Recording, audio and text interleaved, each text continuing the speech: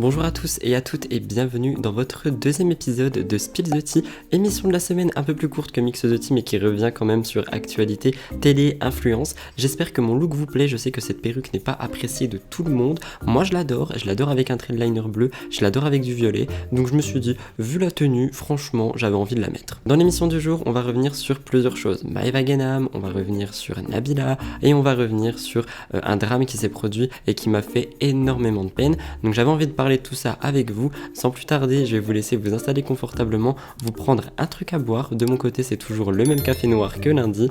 Je vous laisse vous abonner à cette chaîne, liker la vidéo, la commenter avec le hashtag STT. Et sans plus tarder, let's get into the tea.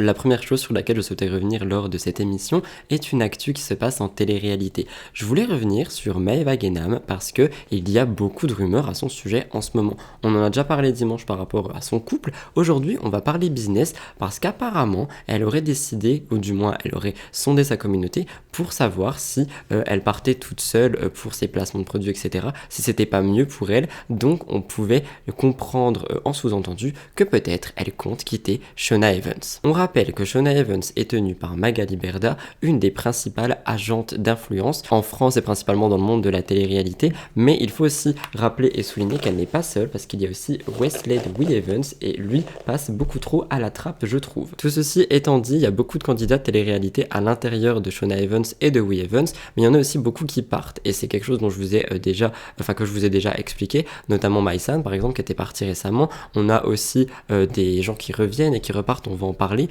Mais c'est vrai que l'agence est en mauvaise posture d'après tout ce que j'ai pu lire et comprendre depuis que Shona Evans a cessé 95% de ses partenariats avec le dropshipping. À côté de ça, il y a aussi toutes les accusations de Booba par rapport aux influx voleurs et tout ceci fait que les agences d'influence de télé-réalité surtout, je précise, faut vraiment faire la distinction entre les deux, sont ou ont été en mauvaise posture de cet été à maintenant. Maintenant, ils essaieraient de se remettre vraiment sur pied, mais bon, à voir ce qui se passe par la suite. Par exemple, je rappelle encore une fois ici qu'il y a toujours des candidats de télé-réalité soit qui ne parlent pas de leur placement de produit, soit qui le cachent et il faut vraiment faire attention avec ça parce que ça donne juste pas confiance du tout. Mais c'est vrai que si on en croit les blogueurs, les contrats vont et viennent en fait, littéralement. Il y a des candidats qui quittent une agence pour une autre, il y en a d'autres qui reviennent, enfin c'est vraiment une sorte de mini-mélo. Peut-être qu'il y a plus d'argent d'un côté, peut-être qu'il y a plus d'argent de l'autre, je ne sais pas. On peut prendre notamment les cas de Manon et Julien Tanti qui ont annoncé leur retour chez Shona Evans alors qu'ils étaient chez We Evans alors qu'avant ils étaient chez Shona Evans, ou encore Kevin Gage qui, selon un blogueur et selon les rumeurs, serait retourné chez Shona. Pour ceux qui n'ont pas le contexte, en gros, Kevin et Carla étaient chez Shona, ils avaient quitté Shona Evans et ils étaient allés chez We Evans pour certainement pouvoir se retrouver plus facilement sur TFX, notamment dans la bataille des clans ou dans leur émission Gage. Ça avait créé beaucoup d'embrouilles, notamment avec Stéphane Teboul, donc le mari de Magali Berda, mais aussi entre Carla et Kevin. C'était vraiment une histoire qui était assez compliquée à suivre, mais on dirait que tout ceci n'appartient qu'au passé, étant donné que selon les blogueurs, Kevin Gage serait retourné chez Shona Evans. C'est Bad Funny TV qui avait dit ça, et en gros il aurait quitté l'agence de Wesley pour retourner chez Shona. On pouvait lire Magali est retournée chez Shona, et je m'appuie sur un élément précis, le changement de mail dans la bio Instagram de Kevin. De mon côté, je n'ai pas d'informations officielles à ce sujet, donc je peux pas vous répondre, mais ça m'étonnerait pas trop pour être honnête. Sauf qu'il semblerait qu'une autre candidate aujourd'hui voudrait quitter Shona Evans, ou du moins ce ne sont que les rumeurs du moment. On parlerait de Maeva Genam, on se rappelle qu'elles sont très très proches, elles sont amies, tu vois, ça s'appelle Ma Chérie, Mon Amour et tout ça, elles sont vues ensemble quasiment tout le temps quand Maeva est en France, mais Maeva réfléchirait bel et bien à quitter Shona Evans pour travailler seule, ou du moins c'est ce qu'elle a dit à ses abonnés. Pour vous citer, j'ai une question, est-ce que ce serait bien pour moi que je me mette seule sans agence? J'ai envie de nouveau, j'ai envie de changement. Et moi, c'est soit je travaille seule, soit je reste avec Magali. J'irai jamais dans une autre agence parce que c'est comme si je trahissais Magali. mais j'ai envie d'évoluer. Vous pensez que ça peut être bien pour moi? Sur le bon Dieu que ce n'est pas dans mes projets, c'est juste une question. Donc très vite tout le monde a réagi, mais elle le disait elle-même que c'est pas dans ses projets, que c'est juste une question, et beaucoup sont persuadés qu'elle serait beaucoup mieux en travaillant seule. Mais elle a précisé, Maeva, qu'elle ne voulait absolument pas trahir son amie et sa patronne, son agente, et que c'est en partie grâce à elle et grâce à Shona Evans qu'elle en est arrivée là où elle est aujourd'hui. Que pensez-vous de tout ça? Est-ce que vous pensez que Maeva va quitter Shona Evans pour travailler seule? Est-ce que vous pensez que ça serait une bonne idée pour elle et pour son business? Comme on en a parlé dimanche, il me semble, c'est vrai que Maeva pourrait devenir une sacrée businesswoman. Ça pourrait vraiment devenir la Nabila 2.0 si elle s'entourait de bonnes personnes. Je dis pas que Magali Berda est une mauvaise personne, je dis que par exemple en travaillant seule, en changeant peut-être de relation amoureuse si elle est aussi toxique qu'elle laisse paraître, etc., peut-être qu'elle pourrait devenir vraiment la meilleure version d'elle-même. On sait tous, on l'a toujours dit, Maeva Genam, grande bouche, grand cœur, et c'est vrai que son cœur devrait peut-être prendre le dessus sur le reste, et ça pourrait faire d'elle la meilleure version de Maeva Genam. De mon côté, j'ai contacté Shona Evans, et ce que j'ai pu apprendre, c'est que Maeva fait surtout en fait des questions-réponses pour échanger avec ses abonnés. Elle tâte ici et là. C'est pour ça que l'autre coup, je vous dis qu'elle parlait de psychologue. Là, elle parlait de ça, et elle le dit elle-même, et je recite, ce n'est pas dans mes projets, c'est juste une question. Donc peut-être qu'elle essaie juste de créer un lien avec sa communauté en posant des questions ici et là qui lui passent par la tête. Donc toutes ces rumeurs sont certainement pour faire beaucoup de clics sur les médias, mais personnellement, je pense pas qu'elle quitte Shona Evans, même si selon moi, j'aimerais bien voir Maeva Genam travailler toute seule. Qu'en pensez-vous? J'ai hâte de vous lire dans les commentaires. Pour cette actualité, je vais mettre un trigger warning parce qu'elle aurait pu littéralement se retrouver sur Murders Explained, mais je pense qu'il fallait et qu'il faut en parler. Je pense que c'est une cause qui mérite qu'on en parle. Et sur ma balade, j'ai envie de dire, quotidien de Mademoiselle, je suis tombé sur cette actu. Je voulais en parler dans Mix the Tea, mais je parlais déjà de J.K. Rowling par rapport à la transphobie. Et pour le coup, on va reparler de ça ici. Je voulais vous sensibiliser. Je vais vous parler de Brianna Gay, qui avait 16 ans, qui a été retrouvée assassinée dans un parc en Angleterre. Donc non, c'est pas du tout au Canada, pardon. Selon les informations de Mademoiselle et de BFM TV, Brianna était une adolescente transgenre. Elle a été retrouvée morte, poignardée, le samedi 11 février, dans l'après-midi, dans un parc de banlieue à Manchester, en Angleterre. Deux suspects, un garçon et une fille de 15 ans, ont depuis été placés en garde à vue. Il y a plusieurs organismes, des ONG, qui ont alerté sur une progression très inquiétante de la transphobie au Royaume-Uni, et il y a une enquête qui a été ouverte pour déterminer les circonstances exactes de ce décès. Pour celles et ceux qui veulent une définition de la transphobie avant d'aller plus loin, la transphobie est une aversion envers les personnes transgenres, qui peut se traduire par l'expression d'une hostilité à leur égard. Elle peut se manifester par des violences physiques, verbales et des comportements discriminatoires. Elle peut être institutionnelle ou relationnelle, directe ou indirecte. Je veux placer un message de tolérance ici, parce que du moins si vous faites partie de ma communauté et que vous êtes en train de regarder mon contenu, je veux énormément de tolérance par rapport à peu importe les personnes, peu importe que ça soit par rapport à une ethnie, à une appartenance culturelle, ou ici à une identité de genre, à une orientation sexuelle. Je m'en fiche, je veux du respect pour toutes les personnes via mon contenu, et s'il vous plaît, et là je parle aux personnes qui sont pas forcément ouvertes d'esprit ou pas renseignées sur le sujet, parce que je sais qu'il y en a, je les vois dans mes commentaires, essayez d'ouvrir vos esprits et d'être tolérants les uns envers les autres. On est tous des êtres humains, on est tous sur le même pied d'égalité, et il faut vraiment arrêter avec ce genre de guéguerre. Je peux comprendre qu'on ne comprenne pas, mais je peux pas comprendre qu'on ne s'éduque pas sur le sujet, et surtout aujourd'hui. Et en plus, je tiens à préciser qu'il y a vraiment une augmentation de la transphobie. C'est vraiment une des choses les plus discriminées dans la discrimination des LGBTQ+, etc. Et c'est vrai que c'est un problème. Pour revenir sur Brianna, une enquête a été ouverte, mais ça n'écarte aucune hypothèse. Les enquêteurs parlent d'ailleurs d'une attaque ciblée, et ça a parlé de ça dès le lendemain du crime. Même si pour le moment ce n'est qu'une hypothèse, il faut quand même la mettre en avant. Il y a des propos d'ailleurs qui ont été nuancés par rapport à ça par les personnes qui gèrent le dossier. On pouvait lire, il y en a pour l'instant aucune preuve qui permette d'affirmer que les circonstances de la mort de Brianna Gay sont liées à la haine. Par contre, parallèlement, il y a une connaissance de Brianna qui a confié au quotidien iNews qu'elle était victime de harcèlement. Je sais que certaines personnes n'étaient pas gentilles à son égard. Elle se faisait harceler et avait une santé mentale fragilisée. Un autre point sur lequel je voulais revenir, c'est que la plupart des médias n'ont pas dit tout de suite que c'était une personne transgenre. Ils n'ont pas voulu mettre ça en avant, et c'est quelque chose qui est assez courant parce que c'est mieux de le faire passer sous silence. Selon certains médias, on pouvait lire: dans un contexte où la transphobie continue de gagner du terrain au Royaume-Uni, il est important d'honorer et de reconnaître la transidentité de Brianna Gay. Et je suis totalement d'accord, je suis le premier à vous dire non aux étiquettes, ça sert à rien. Enfin, tu peux pas catégoriser les gens pour une identité de genre, pour une orientation sexuelle. ou peu importe, mais quand il y a des messages à mettre en avant de ce style, une prévention à faire de ce style et de la haine de ce style qui peut être derrière, je parle pas forcément du cas de Brianna, mais il y a de la haine par rapport aux personnes transgenres, il faut en fait parler, il faut dire que oui, cette personne a été tuée peut-être parce qu'elle est une personne transgenre, que oui, cette personne s'est fait agresser parce que peut-être c'est une personne transgenre, il faut dire ce genre de choses et c'est à ce moment-là que les étiquettes peuvent avoir une importance, je trouve. Dans tous les cas, qu'elle ait été tuée de manière ciblée pour ceci ou non, on rappelle qu'elle a été victime de harcèlement et qu'on peut pas le mettre de côté. Pour citer Mademoiselle, ils reprennent une étude de l'ONG Stop Hate UK. Pour ceux qui connaissent pas, Stop Hate UK est une organisation caritative britannique basée à Leeds et dédiée à sensibiliser et à comprendre la discrimination et les crimes de haine, encourager le signalement et soutenir les individus et les communautés qu'ils affectent. Parce que, comme je vous l'ai dit, la communauté trans est le groupe le plus ciblé au sein de la communauté LGBT+.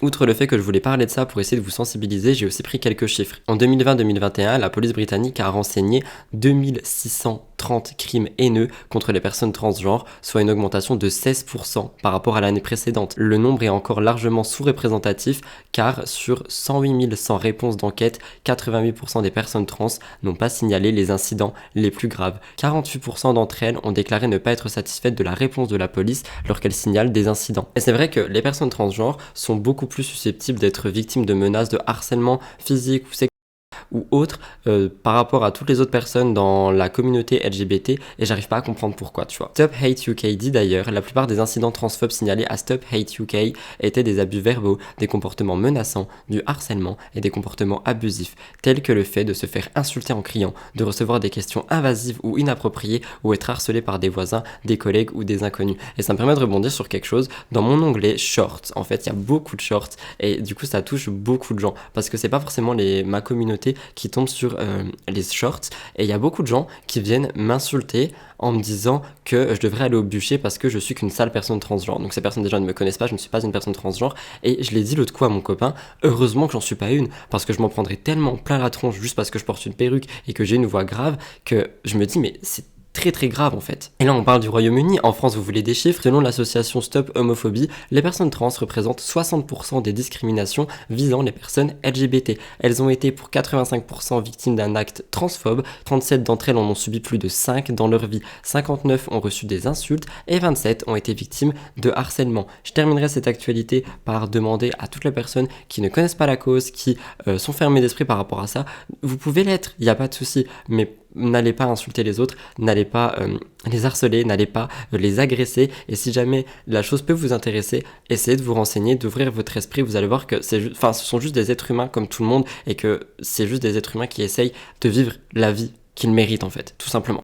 Toujours en télé, je voulais revenir sur Laura Lempicka. On rappelle qu'elle est fraîchement séparée de Nicolas Lodina et que ça ne cesse de faire parler. Il y a eu énormément de rumeurs de rapprochement avec une autre personne ou encore parce qu'elle vit trop bien sa rupture, donc ça fait parler et elle ne devrait pas vivre aussi bien sa rupture. On rappelle que depuis qu'elle est maman, elle s'est quand même pas mal éloignée du milieu de la télé-réalité pour s'occuper de son fils. Pour celles et ceux qui ne la connaissent pas, elle a été découverte en 2017 dans la saison 11 de Secret Story. D'ailleurs, je sais pas si vous êtes au courant, je vous l'ai dit un peu partout, mais Secret Story revient très prochainement. Laura Lempicka a toujours fait face en fait aux critiques. Elle a toujours répondu, que ça soit par rapport à elle ou à un membre de sa famille. Le plus souvent, elle est tout le temps cible de rumeurs parce que, comme je vous dis, elle est trop heureuse dans sa rupture ou elle va revoir quelqu'un d'autre ou peu importe. Et dans tous les cas, je vous rappelle que même si c'est tôt, elle n'est plus en couple, elle a le droit de revoir quelqu'un. Mais cette fois-ci, on parle de son enfant. Laura en a eu marre en fait qu'on parle de lui et elle a dit arrêtez d'être dans le jugement des uns des autres. Il n'y a pas d'éducation parfaite, il n'y a pas de maman parfaite. Parce qu'en fait, selon Blasting News, elle a partagé quelque chose qui a fait réagir.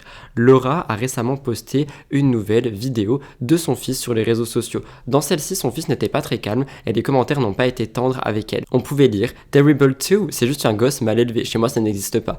C'est horrible de dire ça. Personne n'a jugé l'enfant de quelqu'un, personne n'a jugé l'éducation de quelqu'un, stop, tu vois. Et Laura partage ces moments, c'est qu'elle a envie de les partager. Laura a rétorqué en traitant ce commentaire de puéril et provenant d'une maman qui se croit parfaite. Elle a dit, pour ton info, même si les pédiatres parlent de ce fameux Terrible 2, ce n'est pas juste une question d'éducation, à méditer. Et en effet, je connaissais pas et j'ai fait des recherches, le Terrible 2 serait une phase où l'enfant passe et en fait il a besoin d'une forte autonomie. Il a besoin d'être tout seul et il le fait comprendre en fait de certaines manières et il le revendique. C'est une phase vraiment assez compliquée et c'est une phase apparemment à laquelle le petit Zlatan serait confronté à ce moment. Et en fait, moi je trouve ça cool du coup que Laura partage ce genre de choses parce que ça nous permet d'en apprendre un peu plus. Personnellement, moi j'étais pas du tout au courant du Terrible 2 et maintenant je suis bien heureux de le savoir. Et peut-être qu'il y a des parents qui me regardent et qui n'étaient pas au courant non plus et qui qui vont être contents de savoir ça pour la suite de leur éducation, etc. À côté de ça, Laura en fait elle a répondu à ces questions parce qu'il y a des abonnés qui lui ont posé le 14 février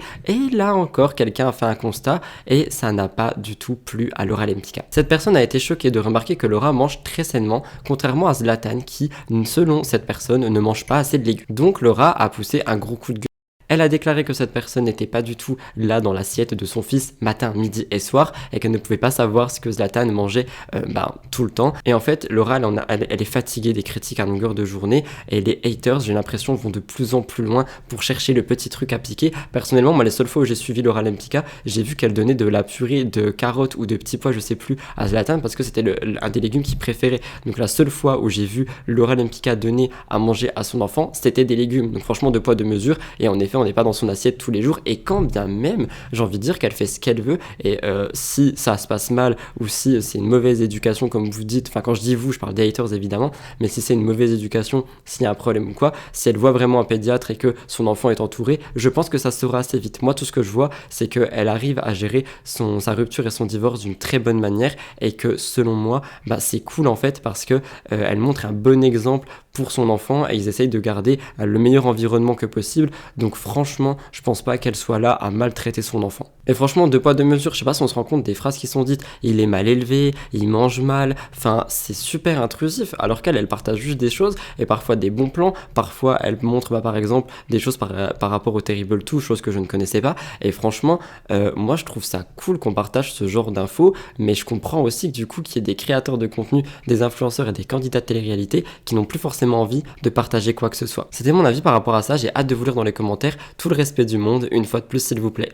Avant-dernière chose, ça va être très court, c'est pas du tout en télé, mais je voulais revenir dessus. Dernièrement, dans le magazine Vanity Fair, il y a eu un numéro spécial où il y a eu Selena Gomez et dedans, elle revient sur sa consommation par rapport aux réseaux sociaux et sur la dangerosité qu'ils peuvent avoir. Elle explique qu'elle a beaucoup de mal à gérer tous les réseaux sociaux et c'est d'ailleurs la raison pour laquelle elle avait engagé quelqu'un. Par rapport à Instagram, dans le magazine, elle dit « J'ai traversé une période difficile lors d'une rupture et je voulais pas avoir le moindre commentaire. Pas tant à propos de cette relation elle-même que l'opinion des gens sur moi, et mon rapport à quelqu'un d'autre. Il y avait des milliers de commentaires vraiment gentils, mais mon esprit allait directement vers les commentaires méchants. Les gens peuvent me traiter de moche ou de stupide et je me dis, peu importe. Mais ces personnes entrent dans les détails. Ils écrivent des paragraphes tellement précis et méchants. Je pleurais constamment. J'étais constamment anxieuse, je ne pouvais plus le faire, c'était une perte de temps. Et c'est vrai que c'est exactement ce que je viens de vous dire par rapport à Laura Lempicka. Il y a des personnes qui vont trouver un détail, qui vont se dire, ok, ça le ou la pique, on va faire des commentaires et des paragraphes et vraiment beaucoup de choses juste pour étaler sa haine. Et de l'autre côté, en fait, la personne elle reçoit juste de l'anxiété, de la pression. Elle peut être mal, ça peut la blesser, ça peut la faire pleurer. Et on va dire, oui, mais t'as qu'à pas t'exposer. Mais c'est pas du tout comme ça que c'est censé marcher, en fait. À côté de ça, Selena Gomez souligne n'avoir que TikTok sur son téléphone parce que c'est une plateforme un peu moins hostile.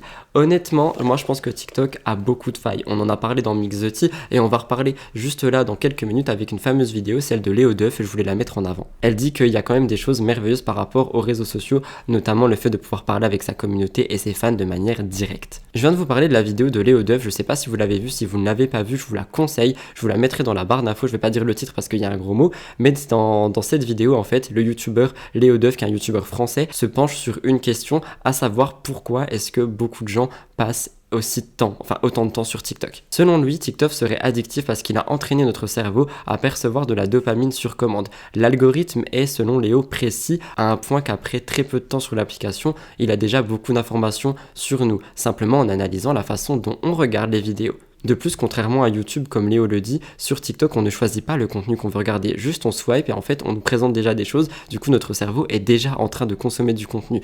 Il explique que chaque vidéo qui nous plaît est accompagnée d'une petite dose de dopamine, ce qui fait qu'on peut continuer à scroller longtemps, toujours à la recherche de la prochaine vidéo qui nous fera aussi ressentir la même chose. L'effet est tel que l'application peut modifier comment le cerveau reçoit l'information, selon Léo et selon les études qui ont été faites. Et en gros, le message qu'il veut faire passer et que je veux faire passer, c'est que malgré les insultes, internautes, malgré la haine qu'il peut y avoir sur les réseaux sociaux, ce ne sont pas les seuls dangers qu'il y a sur TikTok. Juste le fait de consommer du contenu pour quelqu'un qui a moins de 25 ans et à qui le cerveau n'est pas totalement développé, croyez-moi, ça peut être très dangereux. Je vous invite vraiment à aller voir la vidéo de Léo Duff, que vous soyez un parent ou un jeune, et ne culpabilisez pas en la regardant s'il vous plaît, mais je pense que c'est nécessaire d'aller la regarder. Moi personnellement ça m'a fait beaucoup réfléchir, donc félicitations à lui, je pense pas qu'il passe par là, mais félicitations à lui pour cette vidéo qui fait parler de partout et qui est vraiment très très bonne de prévention. Elle dure 7 minutes, s'il vous plaît, allez la regarder, je vous la mets dans la barre d'infos. Actualité de dernière minute et je terminerai mon émission sur ça. Il y aurait eu une énorme dispute entre Nabila et Thomas fin de semaine. Je vais vous citer le média Public parce que c'est eux qui ont fait la une avec ça, mais d'abord un peu de contexte. Ça fait 10 ans maintenant qu'ils sont ensemble parce qu'ils se sont rencontrés dans la saison 5 des Anges de la télé-réalité. Ils sont très populaires, ils ont fait vraiment beaucoup de choses ensemble, mais on rappelle aussi qu'en 2014, Nabila a été accusée de l'avoir poignardée à la poitrine. Elle a été condamnée pour ça et depuis tout va mieux. Un mariage, des enfants, beaucoup de business et franchement tout a l'air d'aller mieux. Mais une question se pose quand même, après 10 ans et des emplois de temps aussi chargés, est-ce qu'ils nagent toujours dans le bonheur? Le 1er février, Nabila et Thomas se sont affichés plus amoureux que jamais, ils fêtaient leurs 10 ans de rencontre. Ils se sont d'ailleurs envolés à Saint-Barthélemy. Ils ont profité de cet endroit pour raviver leur flamme et ils sont vraiment revenus plus amoureux que jamais. Sauf que d'après le magazine Public, le couple aurait déjà connu des tensions à ce moment-là. D'après eux, et je cite, ils étaient nettement moins tactiles. À le regarder, ils semblaient plutôt tendus. C'est tellement intrusif, je trouve. 2 mois plus tard, Thomas et Nabila ont décidé de prendre du temps pour eux à la montagne, comme vous le voyez sur la photo. Ils n'ont jamais évoqué de dispute, mais Public a publié un article assez inquiétant sur, je cite, une nuit d'enfer.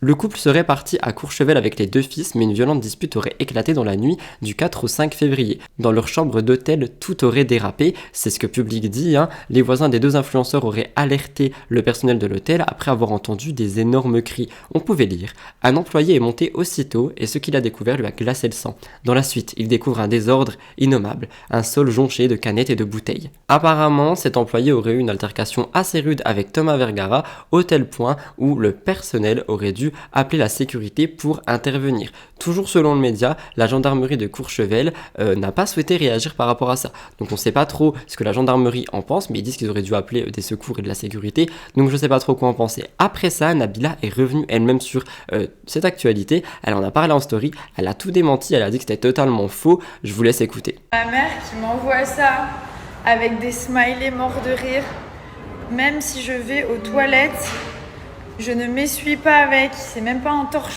les gars, c'est comme si les gens ils étaient débiles, comme si les gens ils avaient pas Snapchat, pas Instagram, comme s'ils allaient croire à vos choses pour 2 € pour braquer les gens, mais vous avez pas honte franchement, vous avez pas honte, j'ai envoyé direct à mon avocat, vous allez me payer maintenant. Maintenant c'est moi que vous allez payer pour salir mon image, mon couple, ma famille, à dire que mes enfants ils étaient dans la chambre. Mes enfants ils étaient même pas là, ils étaient à Megève à 2 heures d'où j'étais, avec ma mère, ma famille, mes tantes, des oncles à Thomas, enfin bref. Vous êtes des fous, je vous en supplie, arrêtez, faites-vous aider. Vous ne prendrez pas les gens pour des... Ils ont mis une photo de 2013, tellement ils savent pas quoi dire, le directeur de l'hôtel. Il m'a dit, mais j'ai appelé, je dis, mais c'est quoi? Il m'a dit, mais je ne sais pas. Le directeur de l'hôtel, il ne sait pas de quoi il s'agit. Le directeur.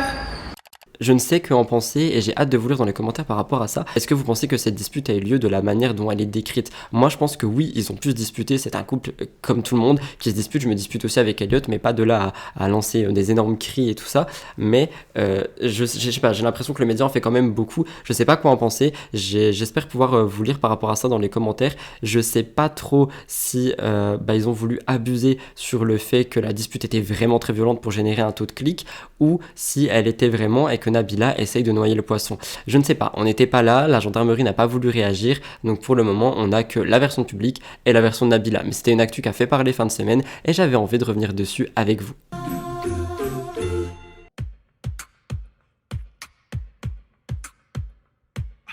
Voilà tout le monde, c'est donc tout pour votre deuxième épisode de Spill the Tea. J'espère qu'il a pu vous plaire et vous intéresser. Si c'est le cas, n'oubliez vraiment pas de liker et commenter avec le hashtag STT. Si vous ne savez pas quoi dire, dites-moi ce que vous pensez de ce make-up petit liner bleu fumé. Je sais que vous adorez ce genre de make-up sur moi, donc je l'ai fait parce que sur Twitch on l'a décidé ensemble, n'hésitez pas à nous rejoindre. À côté de ça, je vous laisserai vous abonner à la chaîne si c'est toujours pas fait. De mon côté, je vous fais plein de gros bisous. On se retrouve vendredi pour une vidéo en privé qui revient sur une actrice, et sinon pour mon émission Mix the Tea ce dimanche avec encore quelques changements à l'intérieur. Vous allez voir, j'adore innover. Merci de m'avoir suivi jusqu'ici, merci pour votre fidélité et votre amour au quotidien. Je vous le rends, ce n'est que du love et j'ai hâte de vous retrouver dimanche ou lundi ou mercredi. À bientôt et merci de m'avoir écouté jusqu'ici.